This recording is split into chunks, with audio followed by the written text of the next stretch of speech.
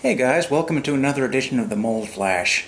Apologize it's been so long. My main project, a tabletop RPG I'll link you to in the details below, has been keeping me pretty busy. But now I'm back and I've got something rather special. Something I've been waiting for a long time. Say hello to the new set of Star Trek miniatures from Eaglemoss.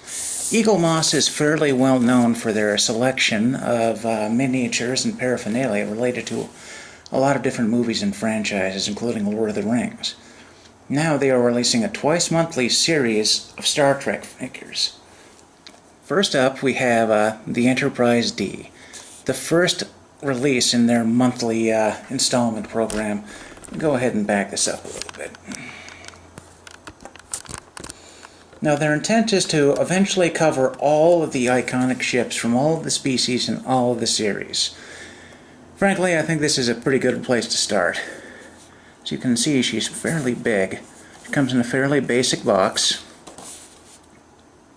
Though I gotta admit, the simple plain effect of the minimal star field and the Starfleet trifile looks really nice there. The side box basically gives the general safety information. Warnings on the bottom for recommended ages, 14 for curious, and then the 4 prominent series logos. Now, these normally come wrapped up. Oh, I should also tell you while I'm opening this up, they also come with some really cool magazines, each of them detailing a lot of the design process behind these individual ships. They have access to a lot of cool things for making these, including the actual models created for the movies and shows. Now, the insert that holds it actually is a clamshell style, meaning there's a layer of plastic tightly fitting on top of the main item. Come on out of there. Don't be shy. Now, as you can see, her color is a little bit off from how it appears on the screen, but that's because the coloration is based on the actual model. Now this is really neat because the hull itself on the saucer is die-cast. And this die-cast is loaded with lots of hand-painted details. It's not perfect, but it's never going to be on a scale this small with hand painting, but it captures all of the details from top to bottom very faithfully. There are a few minor issues, like the blue paint here is a little bit off, but this was hand painted. This is essentially a handcrafted item, and it looks pretty good.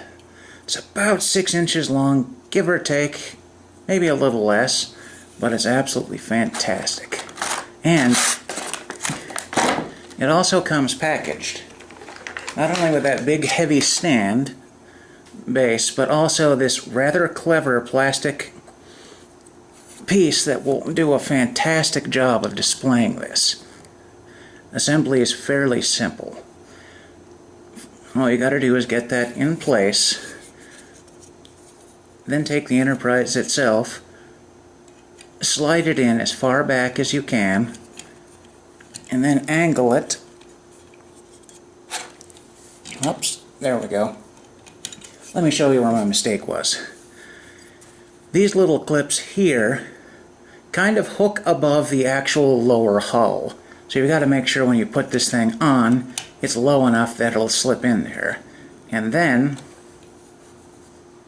it just pops into place on the stand.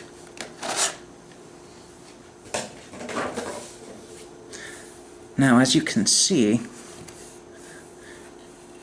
she's at a nice dynamic angle, rising up, so when you look at it about eye level, you get a good view at the underside. See, if I turn this around, we've got a nice cinematic angle. With the way my camera's angled, it looks like it's coming at you head on. Oh, another thing that's really cool I need to mention. If you look closely, you can see the plastic pieces here for the blue and red portions of the nacelles are completely transparent, so held up to a decent light source they look fantastic. Overall, this figure is quite nice. Not only can you order from StarTrekStarships.com, but I believe you can actually have these delivered to your pull box at a comic shop. This first volume, the Enterprise D, is absolutely fantastic, and for $20 I cannot recommend it enough. If you like Star Trek, you owe it to yourself to get yourself some of these. Even if it's only individual ones that you're cherry picking here and there, this stuff is fantastic. Anyhow, that's our review for today. I'm glad you can stop by and had a look with me, so I will catch you later, guys. Take care.